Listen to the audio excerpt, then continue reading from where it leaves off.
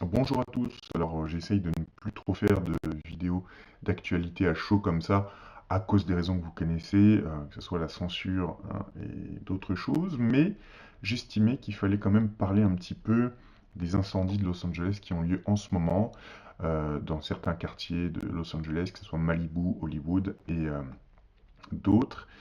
Et alors, ce sera du pur direct, il n'y aura pas de montage parce que mon ordi, celui que j'ai actuellement, là, il n'est pas puissant du tout. Donc, ça va peut-être laguer un petit peu par-ci par-là, mais ça va le faire. On va d'abord écouter ce passage. S'infiltrent partout. Des rafales de plus de 160 km/h. Du jamais vu depuis 2011 selon les météorologistes. Les pompiers n'ont d'ailleurs pas pu, pendant un temps, larguer de l'eau sur les brasiers. Les hélicoptères sont restés cloués au sol à cause des rafales. C'est difficile de trouver les mots pour exprimer le niveau de... Je vais résumer, hein, si jamais ça avait trop coupé pour certains d'entre vous. Donc on a beaucoup de conditions qui semblent bizarrement favorables quand même à un vrai brasier, c'est-à-dire des vents de 160 km/h qui ont empêché les hélicoptères et les canadaires de décoller pour l'eau, alors que on a l'océan juste derrière, hein. Enfin, alors c'est ça qui est compliqué, c'est que Los Angeles manque d'eau quand même. Les pompiers ont manqué d'eau, mais il y a l'océan juste à côté. Bref, ça c'est... Et donc les pompiers ont eu du mal à faire leur travail, d'autant plus qu'il y avait eu des réductions de budget pour les pompiers de Los Angeles quelques semaines ou mois avant. On va écouter la maire, ce qui est reproché à la maire de Los Angeles juste après. Donc c'est vrai que ça fait des conditions parfaites. Alors qu'est-ce qu'on peut ajouter sur des quartiers comme Malibu et autres? C'est que ces dernières années, ces dernières décennies, il y avait pas mal d'eucalyptus qui ont été plantés pour l'esthétique, j'imagine. Enfin, c'est le cas depuis longtemps à Los Angeles. Donc, et les eucalyptus, ça contient de l'essence, c'est hautement inflammable, malheureusement. Donc, ça n'arrange pas les choses. C'est vrai que les choses troublantes qu'on peut voir, c'est que il y a des quartiers où tout est dévasté, sauf les arbres. C'est vrai que c'est assez troublant. Après, avec autant de vent, est-ce que les maisons brûlent plus facilement que les arbres qui sont souvent des palmiers qui font 15-20 mètres de hauteur? Euh, Ça, je sais pas. Je vais demander ensuite, hein, on va faire ça en direct avec vous, à GPT si c'est normal qu'il y ait des débuts d'incendie en plein hiver comme ça. On verra ça par la suite. On va d'abord écouter la maire de Los Angeles, enfin plutôt regarder son attitude, parce qu'elle est quand même acculée. Mais qu'il manque d'eau. Qu'avez-vous à répondre à ça? Devez-vous des excuses aux habitants pour avoir été absentes pendant que leur maison brûlait? Regrettez-vous d'avoir coupé dans le budget des pompiers de Los Angeles de plusieurs millions de dollars, Madame la maire? Vous n'avez rien à dire aujourd'hui? Quelques heures plus tard, elle prend finalement la parole lors d'une conférence de presse.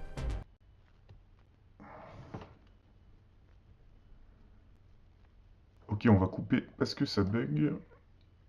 Mais ce qui est étonnant, c'est l'attitude de la mère qui semble prise dans un moment de panique juste avant, parce qu'on la met en face de ses responsabilités, et bon, physiquement, elle se retrouve un peu coincée là, dans une entrée, et elle semble presque dissociée sous contrôle mental, hein. Je vous laisse regarder son regard, peut-être dans la vidéo d'origine.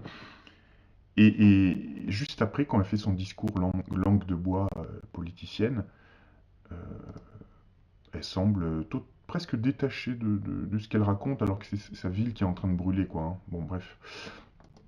Donc, on peut se poser la question du contrôle mental, qui est quand même assez répandu à Los Angeles, que ce soit Rosenbar ou d'autres qui en ont parlé. Euh, alors, naturellement, ça peut aussi être le cerveau qui se protège, hein. Quand le cerveau ne fait plus face, ne sait plus faire face à trop de responsabilités, à un moment de panique, eh bien, il se déconnecte, il se dissocie, et ça semble être un de ces moments pour elle. Bref, ce qui est assez étrange, c'est que elle ressemble physiquement, je trouve, elle ressemble à cette femme, Octavia Butler, qui est une écrivaine décédée maintenant, qui avait écrit ce bouquin, Parable of the Sower, c'est la parabole du, je sais plus quoi, du semeur, parabole du semeur, qui avait prédit un petit peu tous ces événements, donc les incendies de Los Angeles, dans une espèce de société devenue un peu totalitaire, où les pompiers seraient devenus privatisés, donc on n'aurait pas pu les appeler, donc ça se serait aggravé. C'est une époque aussi où, dans son roman, le président avait pour slogan Make America Great Again, donc c'est vrai que ça nous rappelle des choses. Enfin, très étonnant ce bouquin, comme le rappelle cette vidéo, hein, le titre entier, c'est Ce roman dystopique a prédit les incendies à LA, et c'est effrayant de réalisme. Ok, donc moi, physiquement, je trouve que Octavia Butler, elle ressemble un petit peu à la maire actuelle de Los Angeles. Bon, je dis juste ça en passant comme ça, mais c'est anecdotique. Donc, je vous laisserai regarder cette vidéo. Alors, les médias européens font pas très bien leur travail parce que on a des youtubeurs particuliers qui couvrent mieux les événements que nos médias. Bref, on sait à quoi s'en tenir, hein. Donc on a notamment sur la chaîne de John X, Riding in the Disaster Zones from LA Wildfires, qui filme en fait en direct les quartiers complètement dévastés. Alors, on a plein de commentaires de gens qui disent haha, retour de karma, bien fait, etc. Moi, je pense qu'on peut jamais se réjouir du malheur des autres parce que ça peut déjà vous revenir dans la face. Euh, En fait, peu importe, on va pas comparer ce qui se passe ici ou ailleurs. Ça appartient seulement à Dieu, à la providence, de savoir si c'est un retour de karma ou pas. Ça, c'est un autre problème. Mais c'est vrai que ce qui est troublant, c'est que ces dernières années, hein, on en avait parlé, euh, que ce soit l'industrie du jeu vidéo ou l'industrie du cinéma en Californie, c'est vrai qu'ils ont mis un petit peu, comment dire, il y a une expression, pas mis la poudre Enfin, ils ont un peu joué avec le feu, voilà, c'est ce que je voulais dire, c'est le cas de le dire, en nous faisant des films apocalyptiques comme, comment ça s'appelait, le film avec Will Smith de 2007 où il se retrouvait seul survivant dans New York, dans un New York apocalyptique. Ou alors tous les jeux vidéo dont je me rappelle plus les titres, mais où on nous fait évoluer dans des zones urbaines post-apocalyptiques comme ça. Ben, c'est vrai qu'à force de le mettre en fiction, et ils ont bien insisté là-dessus, bah, ça a fini par arriver, hein. Alors, effectivement, on peut faire la différence entre les décideurs politiques, voire les décideurs occultes, et bah, les habitants lambda, ou même certaines stars, hein. Ça n'empêche pas que quand le truc arrive, tout le monde, euh, tout le monde est surpris. J'ajouterais que dans ces quartiers, il n'y a pas que des stars, hein. Il y a, dans certaines zones de Los Angeles, il y a des gens, des foyers modestes, hein, qui ont mis toute leur vie à économiser pour acheter une maison et qui voient tout ça partir en fumée. D'autant plus que les assurances ont commencé à se retirer de certains quartiers, donc il n'y a plus aucune couverture. Donc, perte sèche, hein, vous avez votre maison qui brûle, c'est fini pour vous. C'est à vous de reconstruire à vos frais, hein, quand même. Faut quand même le préciser. Je parle des gens modestes, normaux, hein, pas les stars. Alors, on va demander à GPT déjà s'il en pense. Donc, je lui ai demandé, c'est normal qu'il y ait de tels incendies en ce moment à Los Angeles en plein hiver? Quelle température il fait là-bas? Il me répond que les incendies de forêt à Los Angeles en hiver sont moins fréquents, mais ils sont pas impossibles. Donc, Los Angeles a un climat doux en hiver, il peut faire 15-20 degrés pendant la journée. Euh, Les vents de Santa Ana, qui sont des vents secs, chauds, venant de l'intérieur des terres, peuvent se produire en automne et en hiver. Ces vents abaissent l'humidité et assèchent la végétation, créant des conditions favorables aux incendies.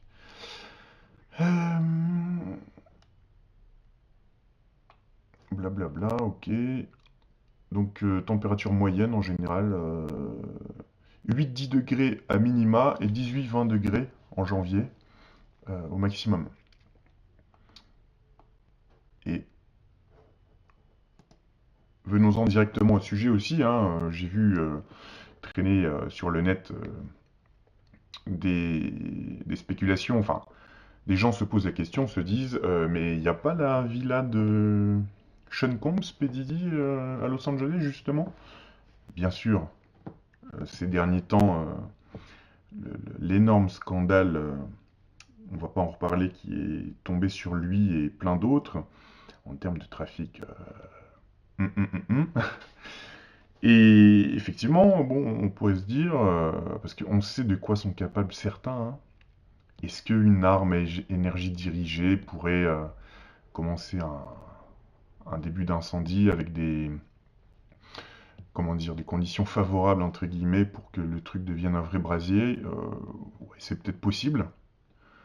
Que ce soit un laser dirigé depuis un satellite ou ARP, ou même quelqu'un sur place hein, qui, oups, une dizaine de cigarettes allumées là, comment dire, au pied d'un séquoia avec un vent de 160 km/h, ça peut faire un bon départ de flamme. Mais je dis pas que c'est le cas, mais je pense qu'ils sont capables de tout, hein.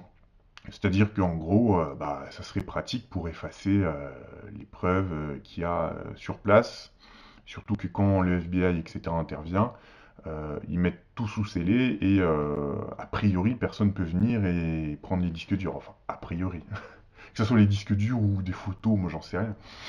Donc, ouais, ce serait pas impossible, mais on va nous dire que pour l'instant, euh, la villa de Sean Combs, qui est quand même sa principale villa, hein, c'est là, c'est celle qui vaut le plus cher et c'est là où il faisait la plupart de ses fêtes, même s'il a plusieurs villas.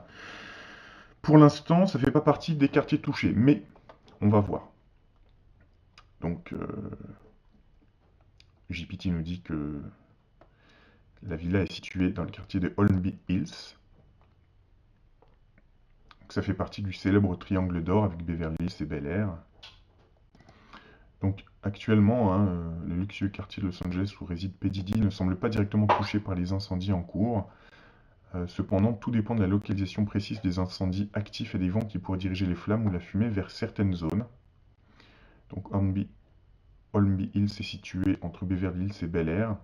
Donc effectivement, les zones les plus touchées, c'est Malibu, Topanga et certaines parties de Bel Air. D'ailleurs, je crois que Will Smith habitait à Bel Air avant, mais il y avait déjà eu des incendies. Il avait dû partir, je crois. Alors, on a aussi ici une petite carte des événements en direct à Los Angeles. Donc ici, là, le gros point rouge, c'est là où est située la villa de Sean Combs. Et vous voyez que les Palisades Fire, c'est quand même pas très loin. On a ici Eaton Fire, Hearst Fire, Kennedy Fire, ça c'est vers Hollywood, je crois. Donc, étant donné que tout ça est loin d'être fini, on ne sait pas du tout où est-ce que ça se propagera. Surtout qu'on voit ici quand même qu'il y a pas mal de zones boisières, hein, de forêt, jusqu'à Beverly Hills. Donc, on ne peut pas dire que ça ne touchera pas ce quartier-là. Ce qui serait, il est vrai, bien pratique, entre guillemets, malheureusement, pour effacer des preuves, mais ça n'est qu'une spéculation, bien sûr. On ne dit pas que c'est arrivé pour ça. Hein, je ne fais que relater les rumeurs qu'il y a, comme ça. Tiens, ici, Newsweek, le titre. Is Sean Diddy Combs home in path of Palisades Fire? Donc, même certains médias se sont posé la question, hein, est-ce que la villa de Sean Combs se trouvait par là, quoi? Alors, on a quelque chose d'intéressant.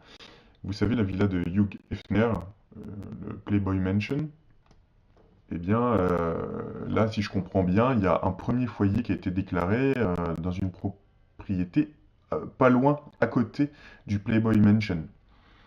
Et c'est dans le quartier de Holmby Hills. Et donc il y a déjà les pompiers vers là-bas. Donc même si c'est à plusieurs blocs de celle de Sean Combs, on a quand même les feux qui attaquent le quartier de Holmby Hills quand même, hein, si je comprends bien. Donc, est-ce que là aussi il y avait des choses compromettantes dans le Playboy Mansion? C'est vrai qu'on peut se dire, comment dire, toutes ces stars sexuelles, etc., qui œuvrent pour l'industrie de la pornographie, est-ce que elles sont sous contrôle mental? Est-ce que... Enfin, il y a plein de choses qu'on peut se demander, évidemment. Est-ce qu'il y a des preuves quelque part qui existent encore? Bref, tout ça effectivement, hein, spéculation, mais comme ce sont des questions que les gens se posent sur le net, eh bien, c'est normal qu'on en parle.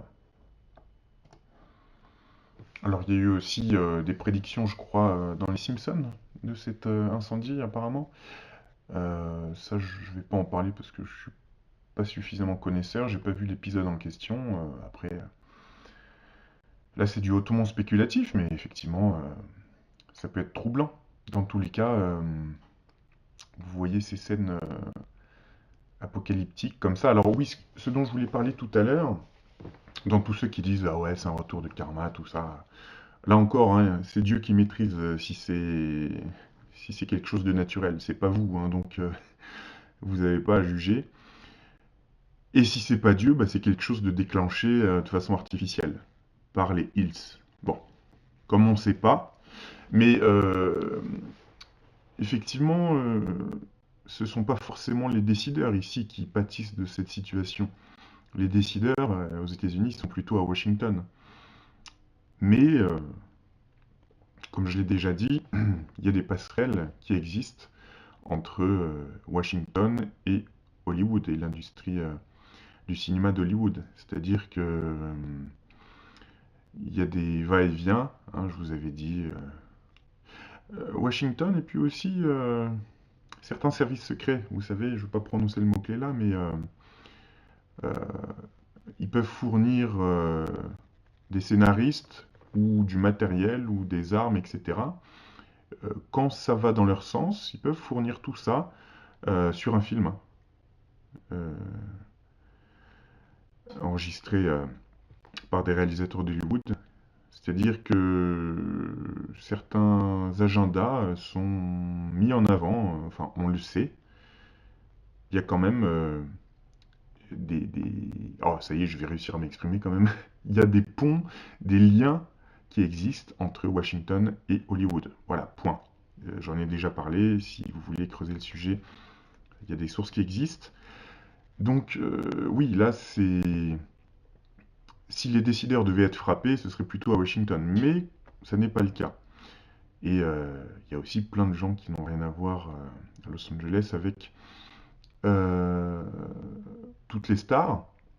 Je rappelle qu'à Los Angeles, il y a aussi dans le sud cette banlieue-là, dont je ne me rappelle plus le nom, dont sont issus, vous savez, la plupart des rappeurs comme NWA, etc. Oui, Compton.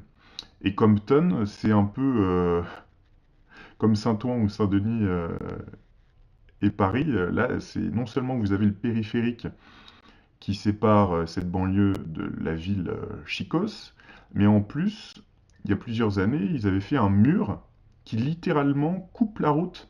C'est-à-dire que ça empêchait, croyait-il, ce qu'ils appellent les racailles, d'aller directement dans le centre de Los Angeles à pied ou en voiture, quoi. C'est-à-dire qu'il y avait un mur qui barrait la route, je ne sais pas s'il existe toujours d'ailleurs, mais voilà, à Los Angeles, vous avez aussi des gens très pauvres qui habitent dans les suburbs, dans la banlieue, et des gens qui ont mis les économies aussi de toute une vie dans leur maison, hein. Faut pas.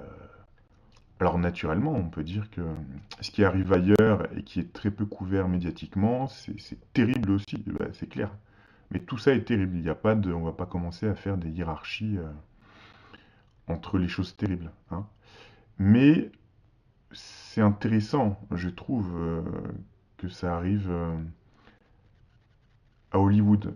Est-ce qu'il s'agit du fameux renouveau par le feu? Là, je parle d'un point de vue occulte, hein. Si tout cela a été décidé. D'ailleurs, il y a une autre possibilité qu'on n'a pas abordée, c'est celle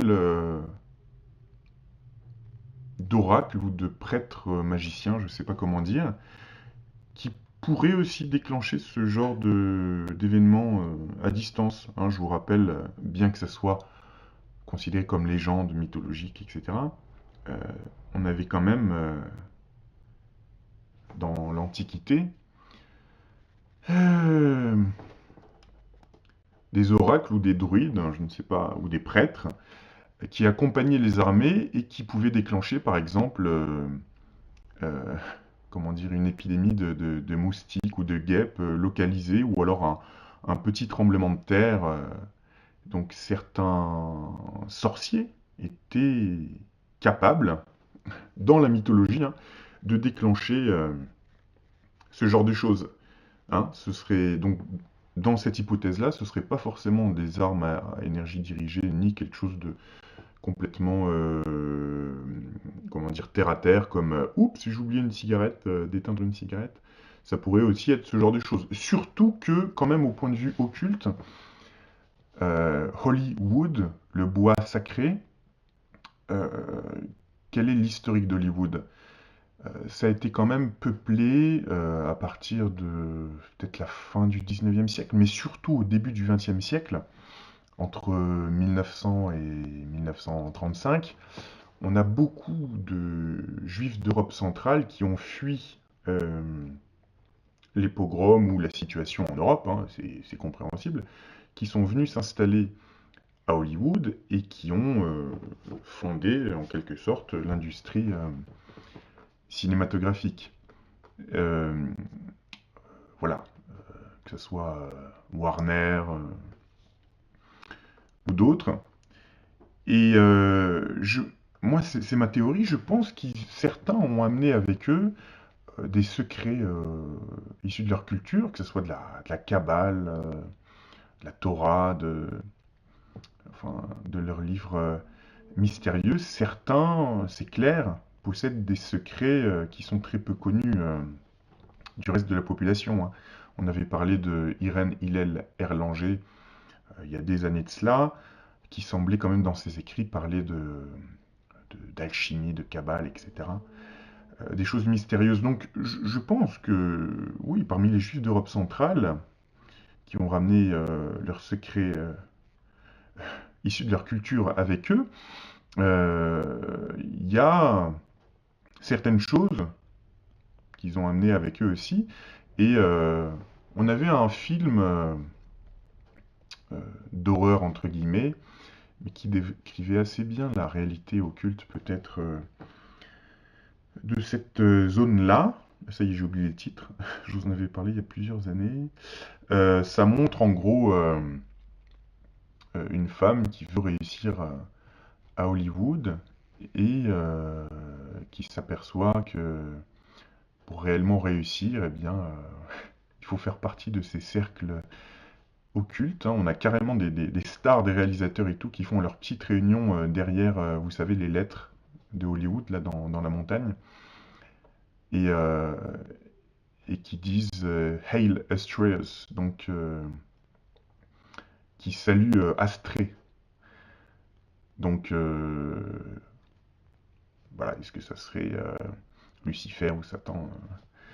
Ça reste à démontrer. Et donc, elle finit par pactiser avec ces énergies étranges, occultes, sombres, et elle réussit. Et à la fin, on voit que on avait un petit symbole télémique, hein, le bijou qu'elle met quand elle s'est entièrement renouvelée dans son corps.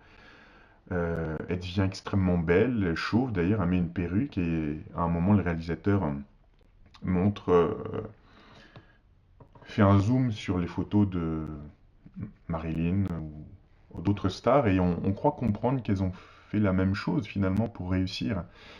Donc là, je reste dans le hautement spéculatif, hein. Là, c'est le genre de choses dont on parle parfois sur la chaîne. Mais On a eu plusieurs films qui se passent à Hollywood et qui dépeignent ce genre de choses étranges. Il y a quantité de films. Il y a aussi le film Society de Brian Yuzna qui se passe à Los Angeles, qui nous démontre en fait deux réalités qui se superposent. On a aussi le film, j'oublie les titres là, je suis pas super bien réveillé ce matin, mais il y a aussi un film qui dénonce les choses qui a été écrit par Cronenberg. C'est quoi? Hollywood Stars, non? Il y a Stars dans le titre, je vous en avais parlé. Il y a aussi Invasion Los Angeles, enfin, bref. Il y a vraiment quelque chose de spécial au niveau occulte dans cette ville. Et